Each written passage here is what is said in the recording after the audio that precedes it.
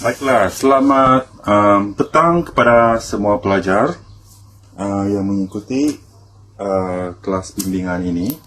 Baiklah, disebabkan pada saat ini adalah sukar bagi kita untuk berbincang jawapan secara face to face. Jadi di sini saya akan bincang skema jawapan atau bincang jawapan untuk ujian pertama. Jadi semua bolehlah mengingat kembali apa yang kamu sudah jawab dalam ujian lalu. Okey, jadi ini adalah untuk ujian bagi subjek sains, ya. Bagi subjek sains tingkatan 5. Sains tingkatan 5. Baik. Jadi saya akan gunakan beberapa contoh jawapan pelajar untuk makluman kamu sebagai model. Okey. Baik. Untuk soalan pertama, okey, di sini soalan dia pertama. Raja menunjukkan jenis kumpulan darah semua pelajar dalam tingkatan 4 Bestari. Jadi kalau kamu tengok ni, ini adalah merupakan jadual kekerapan di mana kumpulan darah ni adalah kumpulan darah A, B, AB dan O. Dan bilangan pelajar yang kamu perlu jawabnya. Okey, so di sini kamu hanya perlu kira berapa bilangan A, berapa bilangan B dan sebagainya. Jadi jawapan dia di sini kamu sudah dapat, ya. 6, 7, 2 dan 15. Okey, jadi jika betul maka 2 markah. Baik, seterusnya kita pergi kepada ini. Soalan kedua. Lukiskan histogram berdasarkan jadual 2. Jadi jadual 2 yang telah kita dapat tadi tu, jadual kekerapan, okey, ini jawapan dia. 6, 7, 2 dan 15. Okey, jadi sekarang kita akan buat histogram. Baik. Jadi, di sini, apakah markah penuh ialah 2 markah. Okey. Tetapi, pelajar ini tidak dapat menjawab dengan betul. Kenapa? Kerana graf yang dia tulis, ataupun ialah carta yang dia tulis ni bukanlah histogram. Ini adalah carta palang. Okey. Ataupun dalam bahasa Inggerisnya bar chart. So, carta palang. Jadi di sini walaupun dia tidak buat histogram, saya bagi dia 1 markah lah. Okey. Sebab semua data dia yang dia lukis adalah betul. Jadi, saya bagi contoh satu pelajar yang jawapan dia betul. Okey, ini. Ini, ya. So, ada label number of students, berapa bilangan pelajar dan blood group. Ini, okey, sini 6, 7, 2 dan 15. Okey. Baik, inilah yang betul. Okey. Okey, jadi ini histogram. Histogram dia melekat, dia punya graf, carta dia, bar dia melekat. Ini adalah carta palang. Okey. Jadi, kamu kena pastikan kamu menjawab mengikut keperluan ataupun kemahuan soalan. Baik, yang kedua. Okey. C. Tandakan tanda right, okey, tanda betul bagi graf variasi tidak selanjar. Okey, ini adalah histogram. Okey, seperti yang saya katakan tadi. Okey, ini adalah bar, okey, garisan. Garisan graf garis, okey, line chart. Okey, so ini adalah carta palang yang dia lukis ni. Okey. So, untuk variasi tak selanjar, jawapan yang betul adalah carta palang sebab dia boleh nampak perbezaan yang ketara di antara 2 ciri. Okey? Baik, jadi untuk variasi selanjar, ini adalah variasi selanjar kerana dia mempunyai sifat perantaraan dan dia mempunyai graf yang seakan-akan berbentuk loceng dan menunjukkan taburan normal. Okey? Ini adalah dinamakan taburan normal. Baik, jadi 1 markah untuk soalan ini. 1C. Baik, seterusnya kita pergi kepada soalan yang kedua. Okey, soalan kedua. Okey, apa soalannya di sini?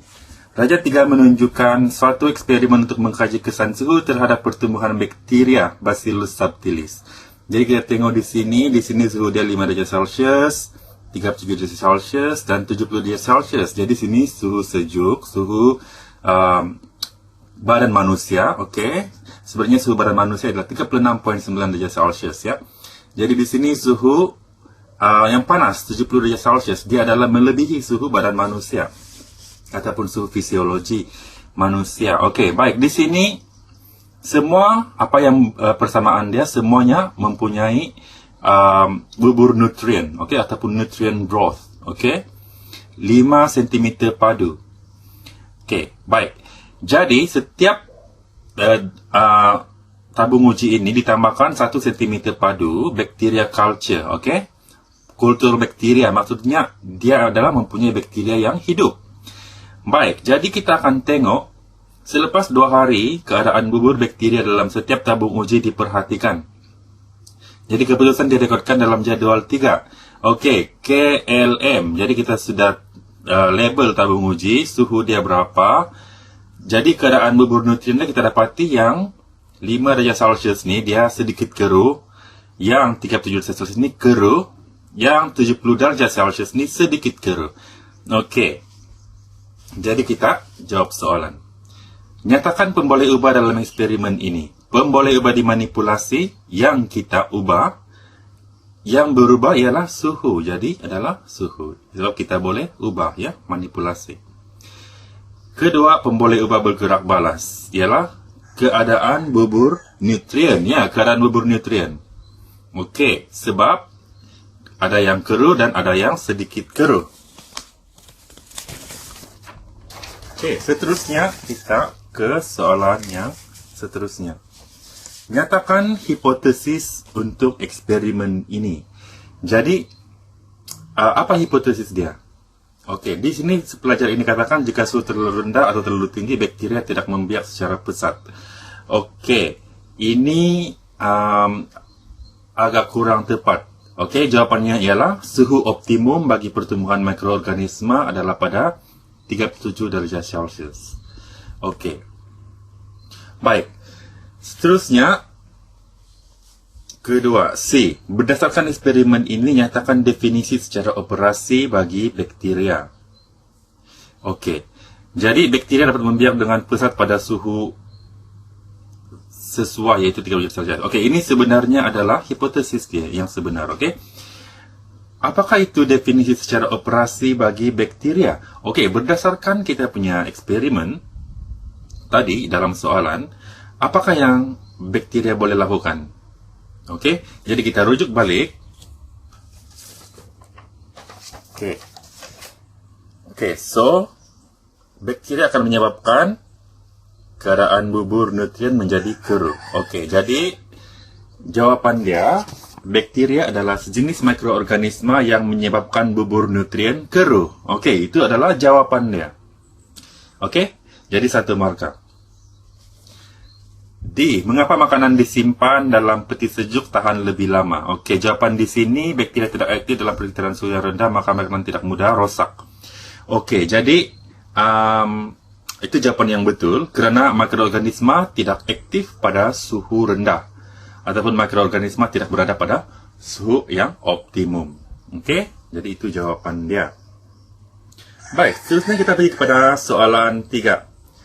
Raja 3.1 dan Raja 3.2 menunjukkan eksperimen untuk mengkaji kereaktifan logam dengan air. Okey.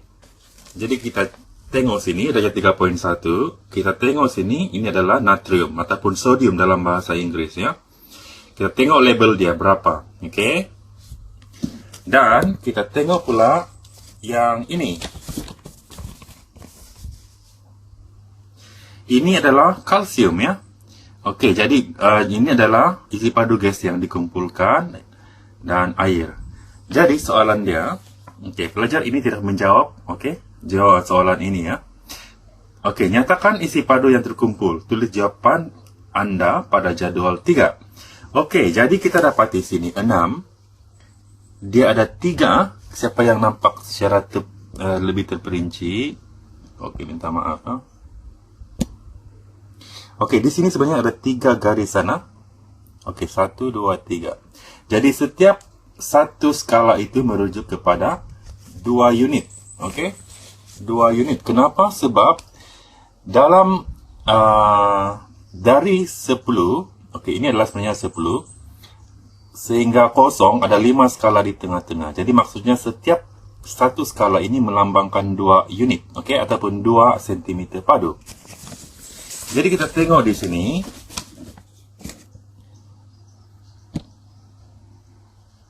Okey, di sini. Okey, walaupun dia agak kurang terang, tapi kita boleh nampak dia berhenti pada yang ketiga. So, sini 10, 20, 30. So, jawapan dia 30. Okey. Jawapan dia adalah 30 cm. Kamu tidak perlu tulis unit kerana di sini sudah ada unit, ya. Sudah ada unit. Okey, seterusnya. Berdasarkan keputusan dalam jadual 3, nyatakan satu inference. Nyatakan satu inference. Okey, apakah inference yang kamu boleh dapati berdasarkan keputusan ini? Okey, jadi jawapan dia logam natrium lebih reaktif daripada kalsium. Okey, natrium adalah lebih reaktif daripada kalsium. Okey, itu adalah jawapannya. Baik, pemboleh ubah dimalarkan. Okey, apakah pemboleh ubah dimalarkan? Okey, pertama adalah jisim logam. Jisim logam ni kena sama. Kalau tidak dia punya keputusan tidak saintifik lah. Sebab kalau logam ini banyak dan logam ini sedikit, maksudnya isi padu yang dihasilkan berdasarkan jumlah jisim logam. Okey, jadi logam dia adalah sama ataupun isi padu air adalah sama. Jadi jawapannya isi padu air adalah sama. Pemboleh ubah yang bergerak balas ialah isi padu gas yang terhasil. Itu adalah yang betul. Jawapan dia betul. Okey, jadi di sini berdasarkan kepada eksperimen ini, tandakan tanda betul logam yang lebih reaktif. Jadi natrium adalah lebih reaktif kerana dia menghasilkan lebih banyak gas, ya, isi padu gas. Jadi siapa ingat apakah hasil tindak balas antara logam natrium dengan air? Okey, siapa masih ingat apa gas yang dihasilkan? Tulis dalam komen, ya. Okey, seorang murid menjalankan, ini soalan 4, seorang murid menjalankan satu eksperimen untuk mengkaji kesan kekurangan nutrien ke atas pertumbuhan anak benih kacang. Raja 4 menunjukkan keputusan yang diperolehi selepas 5 hari.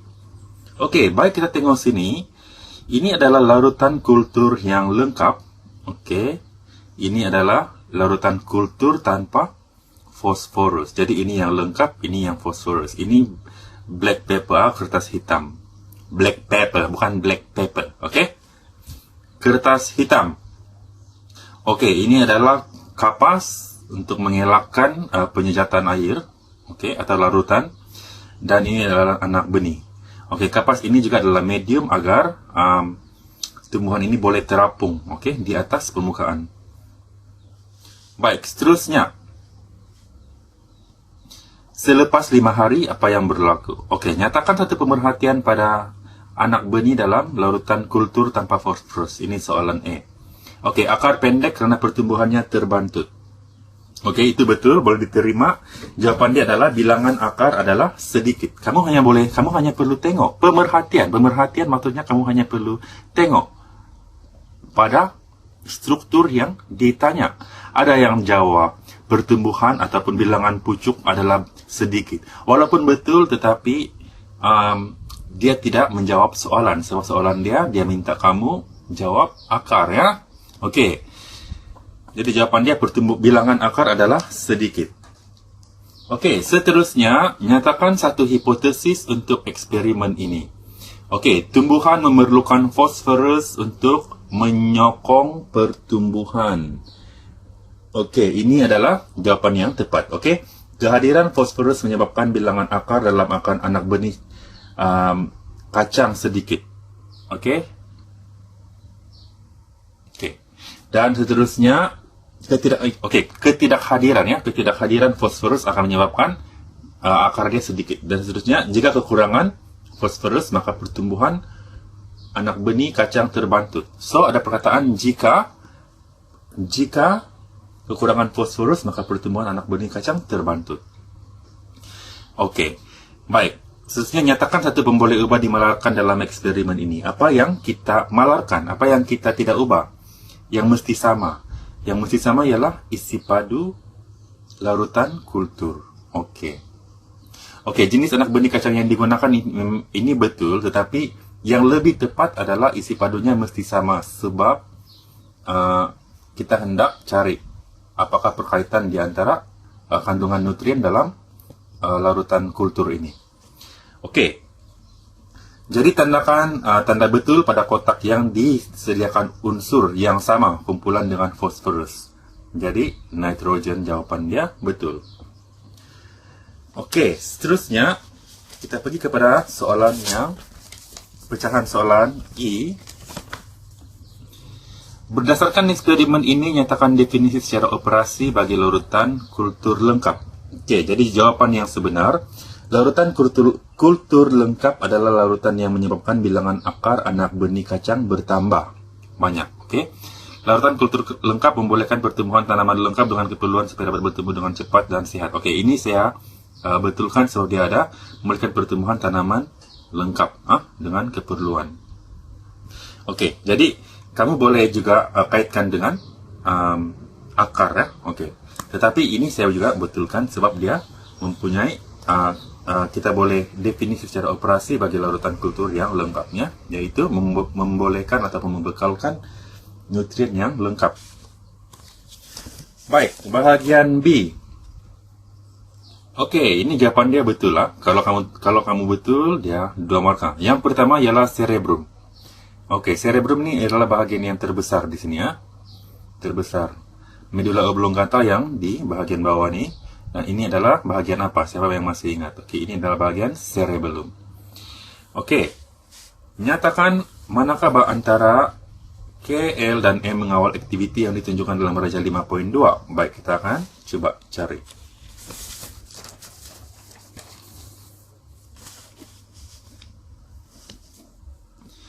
Oke, ini adalah keseimbangan, dan keseimbangan dikawal oleh cerebellum. Jadi L jawaban dia. Manakala K ialah tindakan makan, tindakan yang kita boleh kawal. Jadi dia dikawal oleh cerebrum. Oke, jadi jawaban dia sini L, sini K ya. Oke, baiklah. Apakah yang berlaku pada seorang jika saraf tunjang pada Raja 5.1 tercedera?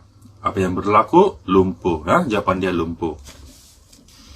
Baik, di sini susun maklumat di atas untuk membentuk satu arka refleks yang lengkap. Oke, reseptor. Di sini adalah neuronderia. Oke, pelajar ini sudah tulis neuronderia, tapi dia tidak yakin. Jadi saraf tunjang, kemudian neuronderia, kemudian efektor. Oke. Jadi sebenarnya di sini jawabannya neuronderia, neuron motor. Deria dia mengesan rangsangan, melalui reseptor, manakala motor dia membuat gerak balas melalui efektor. Itu yang kamu perlu ingat ya.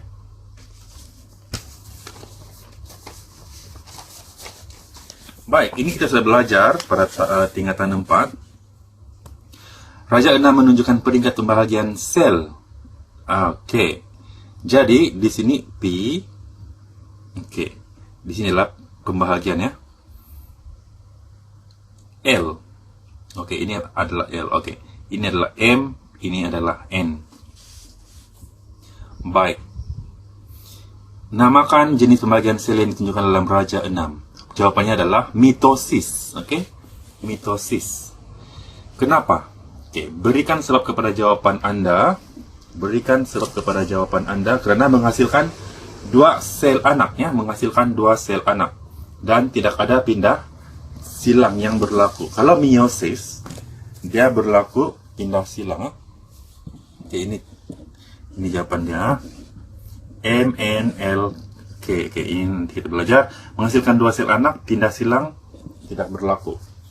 Oke, ingat pindah silang hanya berlaku pada meiosis, yaitu pada fasa profasa 1. Ini adalah mitosis. Oke.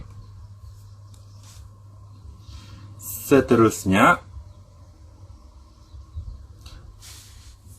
susun peringkat pembahagian sel K, L, M, dan N mengikut urutan yang betul dalam petak yang disediakan. M, N, L, K. Betul lah?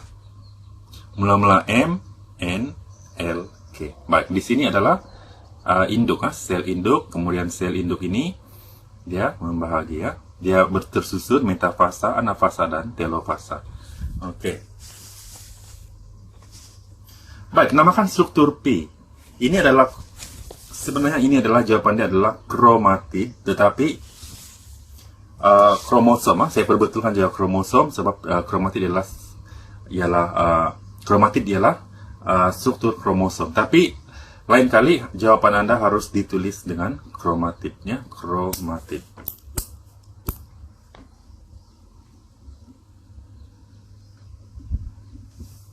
Oke. Berapakah bilangan struktur P dalam setiap sel pada peringkat K?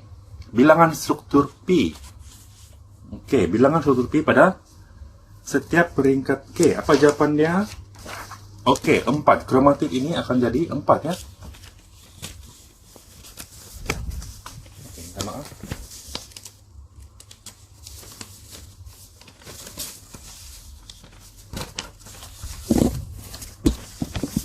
Oke, ini maksudnya sel ini telah membahagi, ya. Bilangan kromosom ini telah membahagi, dan di sini bilangan kromosom ini dipisahkan dan menjadi kromatid, ya. Oke, jadi jumlah dia 4, ya. Oke, apakah yang akan berlaku pada struktur P jika didedahkan kepada sinaran radioaktif? Jawaban dia mutasi, tepat. Oke, di sini Raja 6 menunjukkan perubahan keadaan jirim bagi satu bahan. Baik, ini adalah peleburan, oke. Ini adalah kondensasi, ini adalah pembekuan. Jadi jawabannya tepat, 3 markah. Oke, sangat mudah, ya.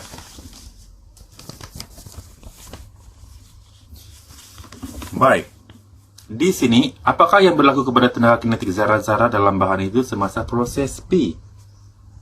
Oke, tenaga kinetik semakin tinggi. Oke, jadi jawaban dia betul, meningkat atau bertambah, ya. Oke, apakah yang berlaku kepada pergerakan zarah-zarah dalam bahan itu semasa proses Q? Tenaga kinetik menjadi semakin rendah. Oke, karena kedudukan zarah-zarah semakin mengikat antara sama. Oke, jawaban dia betul, tetapi jawaban yang paling tepat adalah perlahan. Oke, kamu tidak perlu ulas banyak, ya. Jawabannya perlahan, menjadi semakin perlahan, ya. Oke, lukis struktur zarah-zarah dalam X dalam petak yang disediakan di bawah. Oke, ini adalah zarah-zarah untuk pepejal. Dia adalah susunan yang rapat dan amat sedikit ruang. Oke. Oke, seterusnya kita pergi kepada soalan 8. Raja 8 menunjukkan satu eksperimen untuk mengkaji kesan cahaya terhadap pertumbuhan mikroorganisme. Oke, ini adalah roti dalam keadaan gelap. Ini roti dalam keadaan terang. Oke, selepas 2 hari, keadaan roti diperhatikan dan didapati ada tompok kuning pada roti yang disimpan dalam keadaan gelap. Manakala tidak ada tompok kuning pada roti yang disimpan di keadaan bercahaya. Oke, jadi jawabannya di sini. Oke. Nyatakan pemboleh ubah dalam eksperimen ini. Dimanipulasikan keamatan cahaya, betul, ataupun kehadiran cahaya. Bergerak balas, oke, kehadiran kulat, tompok kuning. Pertumbuhan mikroorganisme. Oke, jadi sebenarnya ini adalah betul lah. Kehadiran mikroorganisme, oke. Dimalarkan jenis roti yang digunakan. Oke, betul. Jadi jawabannya ada 3 markah. 3 markah. Nanti saya akan tambah markah ini. Oke, baik. Nyatakan hipotesis bagi eksperimen ini.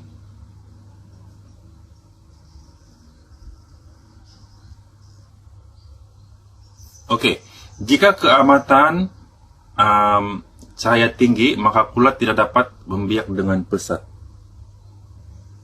Oke, jadi di sini saya tidak bagi jawapan yang betul, sebab jawapan dia maka kulat tidak dapat memihak dengan pesat. Okey. Jadi hadir jawapan yang sebenar, jika terdapat kehadiran cahaya maka mikroorganisme akan tumbuh. Okey. Okey, nyatakan satu pemerhatian daripada dapatan Raja Delapan di atas. Kulat terdapat pada roti lembab yang diletakkan dalam gelap dan tiada kulat kelaitan pada roti lembab yang diletakkan dalam cahaya terang. Okey. Jadi dia pelajar ini telah mengandaikan bahawa roti yang organisma yang tumbuh, mikroorganisma yang tumbuh itu adalah X-nya adalah kulat berdasarkan struktur dia. Okey, jadi pelajar ini telah tahu, jadi dia telah gunakan kulat dalam setiap dia punya jawapan lah. Okey, jadi jawapan dia kulat betul. Okey.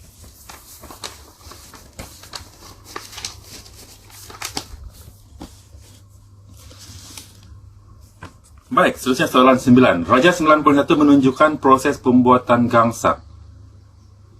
Okey. Okey, di sini atom logam yang utama.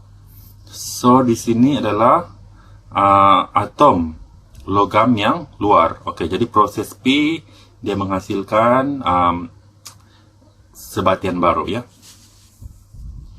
Jadi logam, okey, logam ataupun metal X. Okey.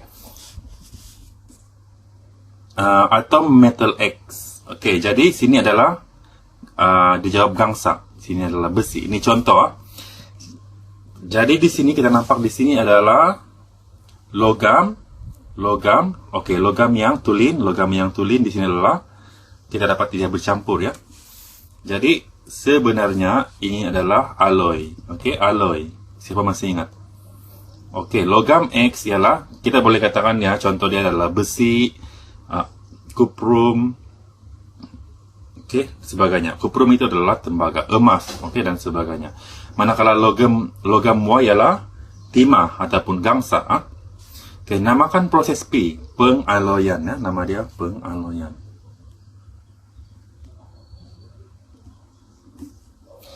Nyatakan satu sifat gangsa. Okey, sifat gangsa adalah dia keras ataupun tidak berkarat. Jadi satu markah di sini. Okey. Nyatakan kesan kehadiran atom logam Y dalam gangsa. Okey, lebih menarik. Jadi dia adalah berkilatnya, lebih keras, tahan karat dan sebagainya. Okey, ciri baru. Okey. Seterusnya, berikan satu sifat tingkat itu jika dibuat daripada logam X sahaja, satu logam sahaja. Okey.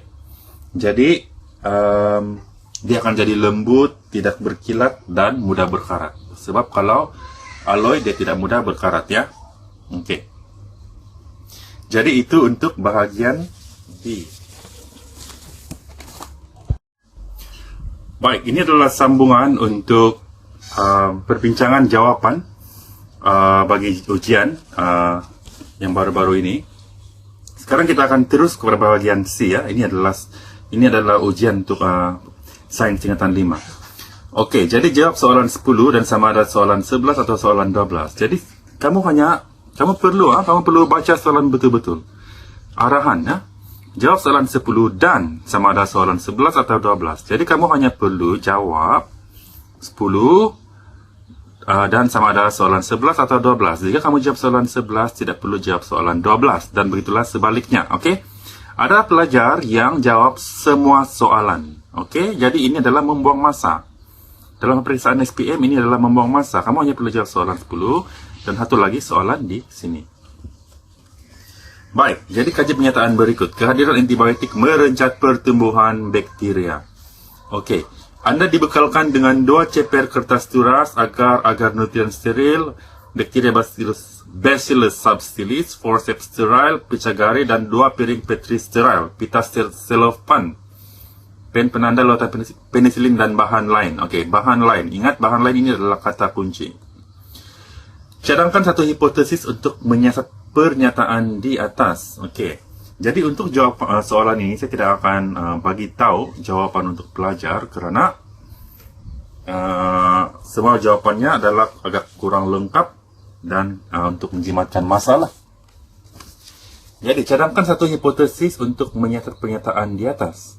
Okey, hipotesisnya, jika terdapat kehadiran antibiotik, maka pertumbuhan bakteria akan terencat. Okey, jika terdapat antibiotik, maka pertumbuhan bakteria akan terencat. Okey, kamu ikut saja pernyataan berikut. Okey, huraikan satu eksperimen untuk menguji hipotesis anda di 10 berdasarkan kriteria berikut. Yang pertama, tujuan eksperimen, 1 markah. Tujuan eksperimen ialah untuk mengkaji. Ingat, untuk jika anda menjawab untuk tujuan eksperimen, kamu perlu tulis untuk mengkaji. Okey.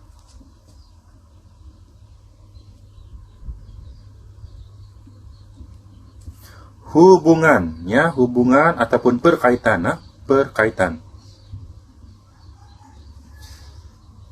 di antara antibiotik dan kesannya terhadap pertumbuhan bakteria. Itu jawapan dia. Untuk mengkaji hubungan di antara antibiotik dan kesannya terhadap pertumbuhan bakteria. Okey, baik. Seterusnya, mengenal pasti pemboleh ubah. Jadi ingat, pemboleh ubah ada 3. Siapa masih ingat? Ya betul, pemboleh ubah dimalarkan, yang tetap, dimanipulasikan, dan bergerak balas. Okey, so dimalarkan yang tetap, jadi jawapan dia yang dimalarkan adalah isi padu agar-agar nutrien ataupun jenis bakteria. Kedua ialah yang dimanipulasikan ialah kehadiran antibiotik. Dan yang ketiga adalah bergerak balas, itu adalah pertumbuhan bakteria. Sebab jika ada antibiotik, adakah bakteria akan bertumbuh atau sebaliknya? Okey. Senarai, radas dan bahan. Di sini cuma ada 1 markah. Okey, di sini dia sudah senaraikan semua senarai, bahan dan radas, ya. Okey, tetapi kata kunci adalah bahan lain. Apakah itu bahan lain? Sekiranya kamu dapat menaraikan semua radas dan bahan ini dan menulis, okey, mengetahui bahan lain ini, maka kamu akan dapat 1 markah. Jadi jawapan bahan lain ini adalah sebenarnya air suling. Kenapa air suling? Okey, kita anggap air suling itu adalah steril, tidak mengandungi mikroorganisme ataupun bakteria. Okey, jadi seterusnya prosedur atau kaedah. Okey, jadi kita di sini ada gunakan piring petri, ya. Jadi jawapan dia di sini. Okey. Piring petri A dan B diisikan dengan agar-agar nutrien steril. 1 cm padu kultur bakteria dimasukkan ke dalam setiap piring petri dengan menggunakan picagari dan digoyang. Okey, jadi setiap A, B ini mengandungi, dua-duanya mengandungi bakteria.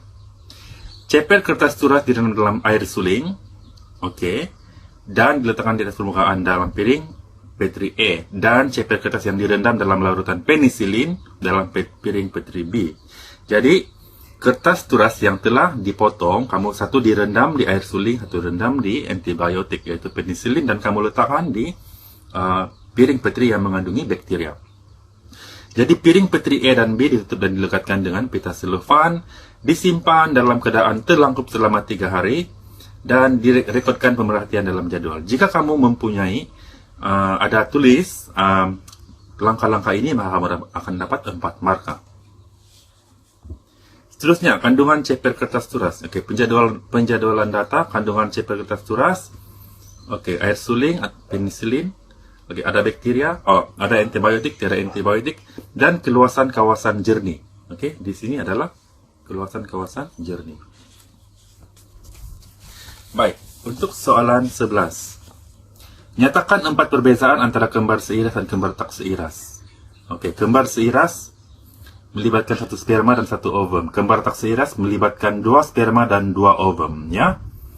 1 plasenta, 2 plasenta, sama jantina, sama atau belanan jantina, Maklumat genetik sama, maklumat genetik boleh berbeza sebab daripada 2 sperma dan 2 ovum. Jika Anda dapat jawab semua ini dengan tepat, 4 markah. Baik. Raja menunjukkan 4 ciri-ciri variasi tak selanjar. Okey, kita tengok ni ya. Tak selanjar boleh menggulung lidah, cuping telinga, jenis rambut. Okey. Dan bina konsep variasi tak selanjar. Apakah konsep dia?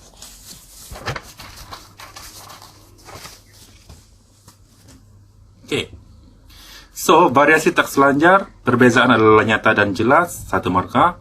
Faktor genetik, okey, disebabkan oleh faktor genetik, tidak dipengaruhi oleh persekitaran ya. Persekitaran tidak akan menyebabkan rambut kamu keriting atau rambut kamu lurus.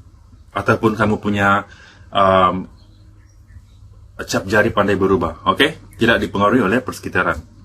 Graf berbentuk diskrit. Diskrit, dia adalah jelas, maksudnya diskrit. Ciri-ciri adalah sama. Ciri-ciri adalah sama, ada ya atau tidak, okey? Okey, sama ada, dia boleh menggulung lidah atau tidak. Contoh kumpulan darah cap jari kebolehan gulung lidah. Okey, kumpulan darah dia cuma ada 4 saja untuk manusia. Setakat ni kita hanya temui 4. A, AB, O dan B. Baik. Keseimbangan soalan 12. Keseimbangan alam sangat penting kepada kehidupan. Huraikan bagaimana kitar karbon dapat mengekalkan keseimbangan alam. Okey. Pertama, kitaran karbon mengekalkan kandungan karbon dioksida di atmosfera. Unsur karbon di atmosfera dikeluarkan, dipindahkan melalui organisme dan akhirnya kembali ke atmosfera. Jadi itu adalah kitar karbon dari atmosfera ke bumi. Atmosfera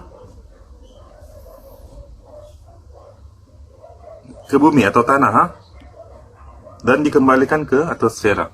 Baik. Jadi tumbuhan hijau menggunakan gas karbon dioksida di udara untuk bertindak balas dengan air bagi menghasilkan tenaga melalui fotosintesis. Jadi karbon dioksida ini digunakan oleh tumbuhan. Tumbuhan mengambil karbon dioksida melalui proses fotosintesis.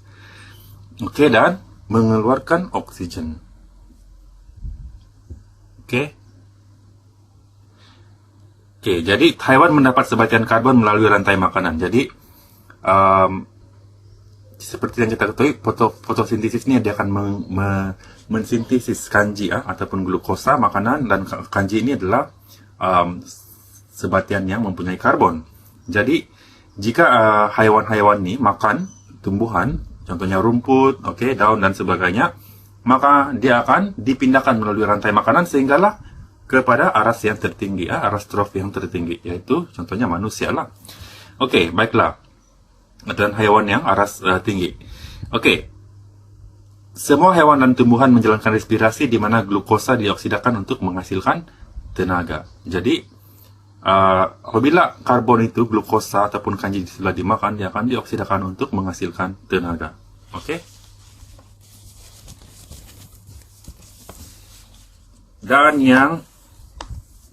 soalan yang terakhir. Baiklah, pusat pembuangan sampah yang tidak terurus merupakan ancaman terbaharu kepada keseimbangan alam dan menjejaskan kualiti air. Anda diminta memberi cadangan untuk mengatasi masalah ini. Baik. Jadi, kenal pasti masalah. Okey, di sini menjejaskan kualiti air. Jadi, air sungai tercemar, air laut tercemar. Pembuangan sampah ya.